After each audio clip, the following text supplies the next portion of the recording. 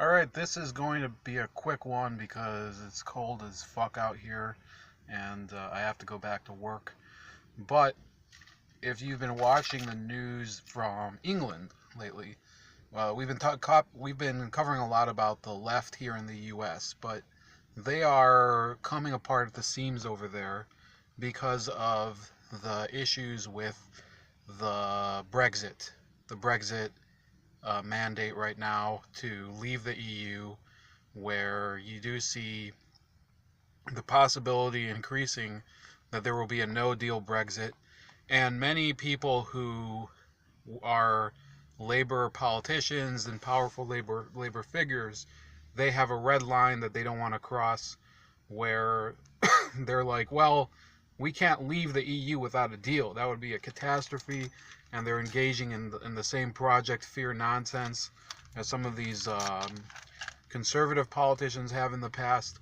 So you already had a group of members of parliament that broke away from Labour and became, this independent group that isn't even registered as a political party, so they can conceal their donors, which is wrong. It doesn't matter who their donors are.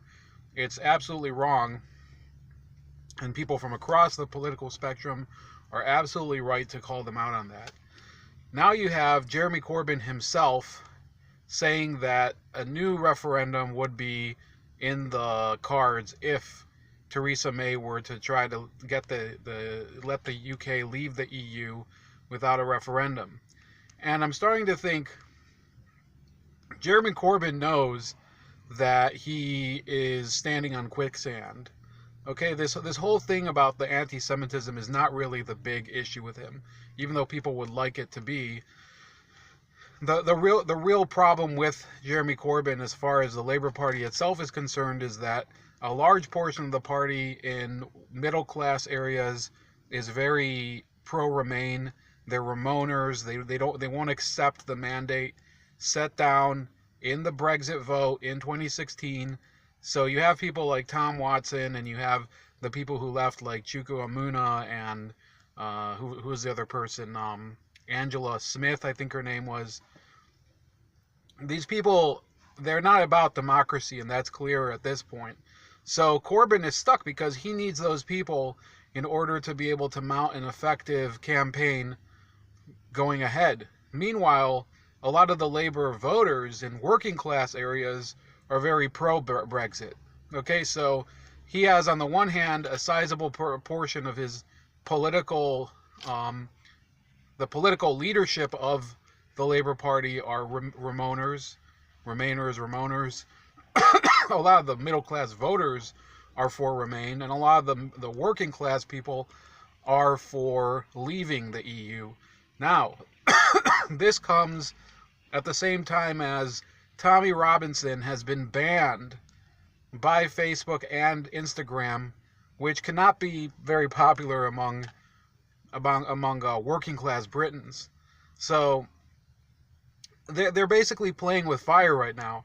I don't know if Jeremy Corbyn even has a choice in this matter. I mean, you have to put yourself in his shoes, okay? Even if I despise him as a person, but you still have to kind of think about it strategically. You have a party that has basically been dominated by Blairite, like centrists, since way before you came into power.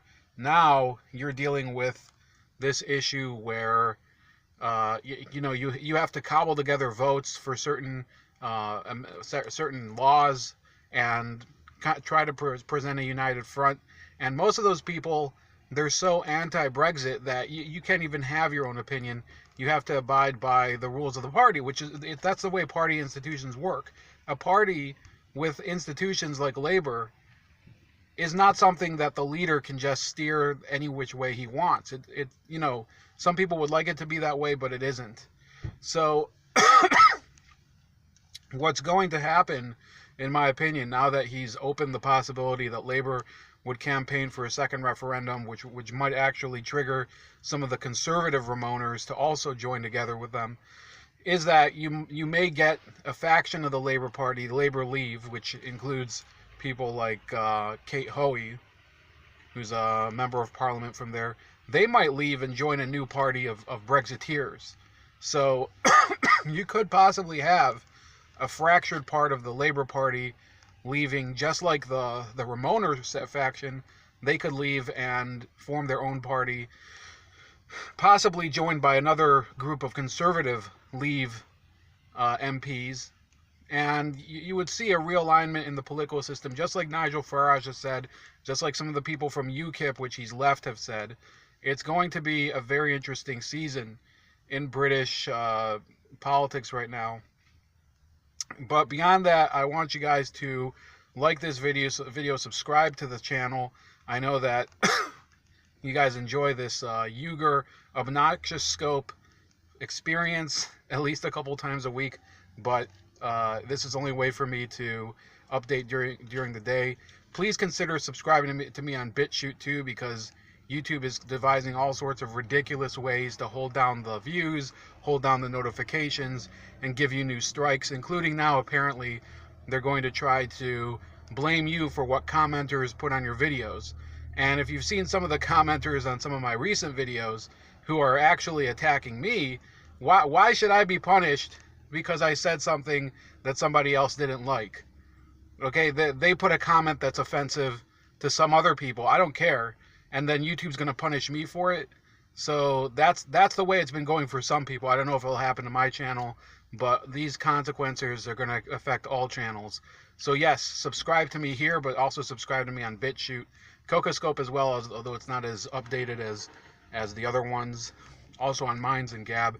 And I'll talk to you guys later. Have a great rest of your Tuesday.